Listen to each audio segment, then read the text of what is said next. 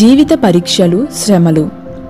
మరియు నీవు ఆయన ఆజ్ఞలను గైకొందువో లేదో నిన్ను శోధించి నీ హృదయములోనున్నది తెలుసుకునుటకు నిన్ను అణచు నిమిత్తమును అరణ్యములో ఈ 40 సంవత్సరములు నీ దేవుడైన యెహోవా నిన్ను నడిపించిన మార్గమంతటిని జ్ఞాపకము చేసుకొనుము. ద్వితీయోపదేశకాండము 8వ అధ్యాయం 2వ వచనం. ఇశ్రాయేలీయులు అరణ్యంలో ఆహారము నీళ్లు లేకుండా వెళ్ళిన లాంటి పరీక్షలలోనికి మనము వస్తున్నామని నేను అనుకోవటం లేదు.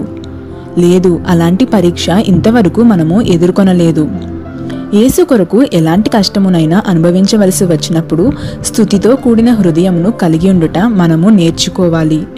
పాస్టర్ ఉర్మ్ బ్రాండ్ గారు ఒక్కనించి చెప్పేదానిలో ఇది ఒకటి. వారికి రొట్టె లేదు, వారికి ద్రాక్షారసము లేదు, ఏమీ లేదు. కానీ వారు ప్రభు రాత్రి భోజనమును ఆచరించగలిగినారు. వారు దేవుని నమ్మారు. అప్పుడు వారి సంకెళ్ళు సంగీతనాదము చేశాయి. హృదయంలో నిజమైన విజయానికి అది ఒక గుర్తు.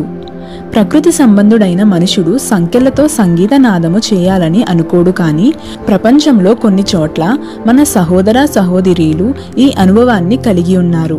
కానీ మనలో ఎవరికిని ఇటువంటి అనుభవము లేదు.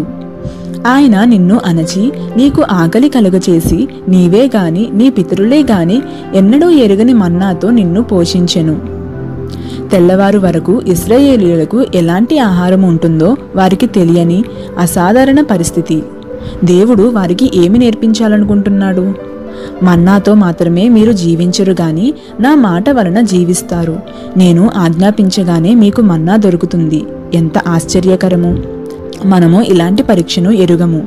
మనకున్న డబ్బుతో కొనుక్కుని తిని బ్రతుకుతామని అనుకుంటాము.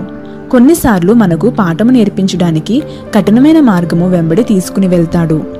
ఐగుప్తులో నుండగా దేవుడు వారికి నేర్పించలేకపోయాడు. వారికి ఏది కావాలో అది కొనుక్కునేవారు కనుక వారికి నేర్పించడానికై వారిని అరణ్య మార్గము గుండా నడిపించాడు. మనము ఈ ప్రత్యక్షతను పోగొట్టుకొనకూడదు. దేవుని వాగ్దానాలను నమ్ముట అంటే చాలా మందికి తెలియదు. సత్యానికి అవిధేయత చూపించి మన స్వంత మార్గములలో నడవకుండునట్లు మనము చాలా జాగ్రత్తగా ఉండాలి. దేవుని మాట చేత జీవించుట అను దానిని నీవు ఎలా నేర్చుకుంటావు? అది చాలా కష్టము. కానీ దయచేసి ప్రతిదినము దేవుడు మీతో మాట్లాడనివ్వండి. దేవుడు మీకు నేర్పించిన దానిని జారవిడుచుకోవద్దు.